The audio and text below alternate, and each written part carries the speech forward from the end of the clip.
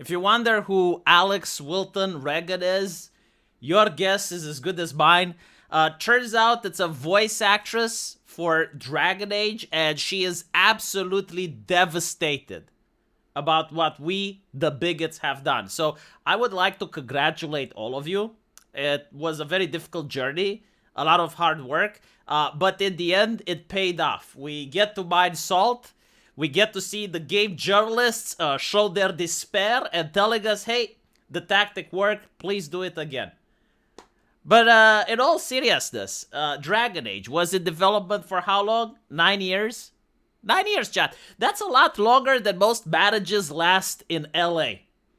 And despite all that, they couldn't figure out how to make an entertaining product. They had hundreds of millions of dollars, and they couldn't figure out that forcing the player to sit down at the table and being lectured about pronouns may not be something that most people are willing to spend $70 on. They couldn't figure out that if you want to make your game political, in a time where the Republican candidate manages to get the popular vote, that may reflect poorly on sales. But no, it's the audience's fault. Yes, it's the bigots. So again, we are through the tired old trope that despite the fact that these individuals had hundreds of millions of dollars into marketing, despite the fact that the game journalists and the media and everyone was on their side, despite the fact that they paid influencers and they were promoting the game, yes, a YouTuber troll and some people on Twitter foiled their plan. You know, you would think that if they genuinely believed it, they would hire us. Like, seriously, if they paid us, wouldn't we do a better job at marketing their game? If we're so convincing and so persuasive, what is it that the game is shit? You cannot sell a pile of shit, no matter how you wrap it. You know, and not to mention, this is Bioware. Like, how much shit do they expect people to buy? It started with Mass Effect Andromeda, and ever since they haven't been able to launch a single good game. Guys, remember Anthem? Do you remember the new Dragon Age? Well, probably not. I mean, they're ashamed of that. And so, just because you're a company that's running on prestige inertia, and you managed to release some of the best games in the world, like you were at one point the emperor of RPGs, like you were creating gold standard after gold standard on how to make RPG games, doesn't mean that if you start sleeping and you are making your games incredibly preachy, moralizing, like a PowerPoint presentation, that people are going to put up with it.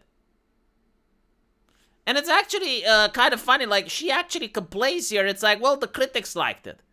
Well, I hope the critics buy it then, you know? It's like, oh, 80% of critics liked it. Okay, like, every single critic, I hope, buys at least 10 or 100 copies to make up for the lost sales. The thing that I notice is that they still don't wake up. Everything runs on prestige inertia, even the reputation of the critics. Like, how many games, how many movies need to come out where the critics are just flat out dead wrong? Like, it's not a subjective thing. Oh, the critic is right, and it just so happens that art is subjective, blah, blah, blah. How many more cases where the critics will give a shitty movie 80 or 90% of the ratings, and then the audience doesn't go and see it? Or how many cases do you have where the audience absolutely loves the movie or loves the game, and the critics absolutely hate it? At the end of the day, like, what is your goal? Are you trying to impress the critics? Or are you trying to make money? Because if you're trying to make money, get new critics. Like, they have proven time and time again that they are completely disconnected from what the market wants. And then you also have this idea, you know, just because your game has political messages, people should buy it anyway. It's like, no, I'm sorry, why should they? Like, you are here to convince me to give you my money. I'm not entitled to give you shit. Like, just because you work on a franchise that I used to buy in the past, doesn't mean that because you're making a new title, I have to give you the money. Or just because the game is good, but I don't like the people that you're hiring, means that I have to pay for that.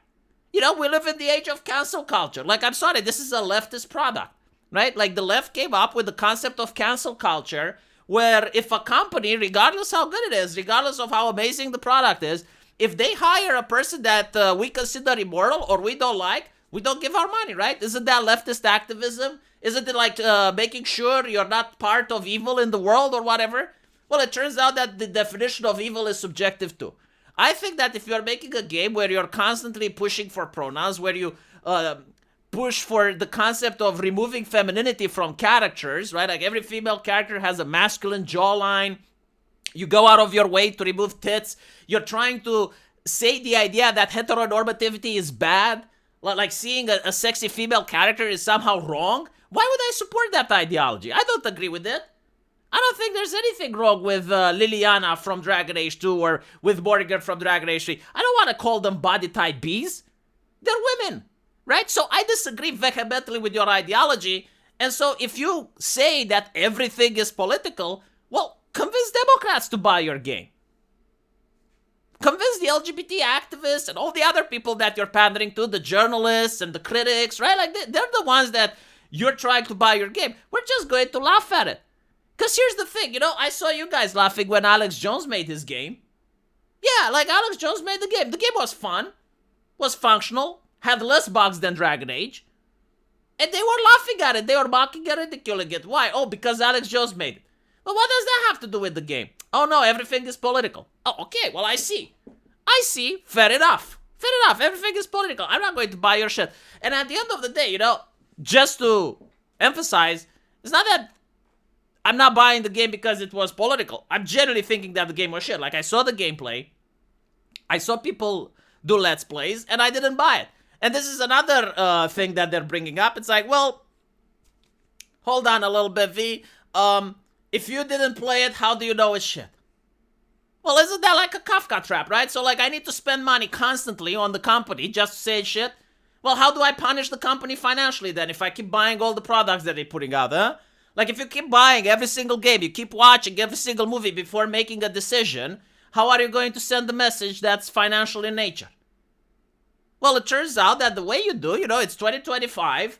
We actually have access to people that we trust, people that in the past, like Asmongold, for instance, right? Like, he played the game, told me this game is good, I tried it, well, it actually was good.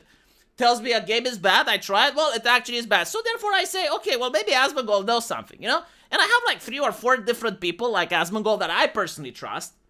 I don't care what the critics say, because the critics lied to me several times. They said Gone Home is a 10 out of 10 game. And so, convince those people to sell it to me. But even then, I don't even need them to sell it to me. I watch Let's Plays. Like, that's an option, I can see a game being played and I can make my own decision. Is this good or bad? And yeah, like from what I've seen, the game is absolutely bad. Definitely not a Dragon Age title. So I don't care if an actress is now pissing her eyes that, oh goodness, the world is so unfair. The customer doesn't like us.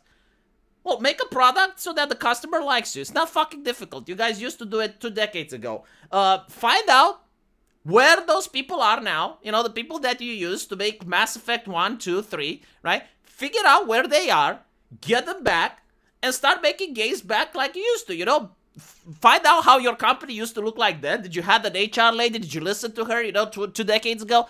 When you actually made games and people didn't hate you? Okay, reproduce that, try it again, and then maybe you're going to be in the good graces of the public. Let me know what you guys think, and as usual, I will see you in the comment section. Take care.